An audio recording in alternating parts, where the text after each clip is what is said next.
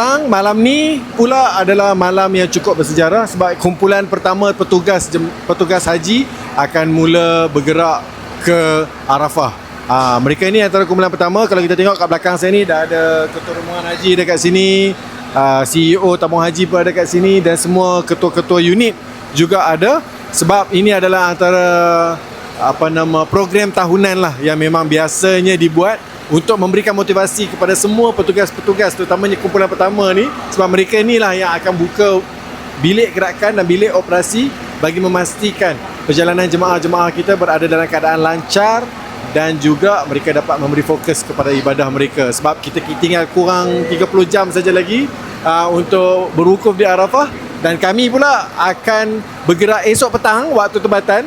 Jadi malam ni adalah mereka ni adalah kumpulan pertama, dan semuanya akan bermula awal pagi nanti selepas solat subuh sekitar jam 5 pagi untuk pergerakan jemaah dan juga pergerakan petugas. Jadi untuk malam ni petugas bergerak dulu. Saya akan bagi info dari masa ke masa kepada anda semua. Terus follow dan komen mana yang untuk memberikan motivasi juga kepada kawan-kawan petugas kita. Okey?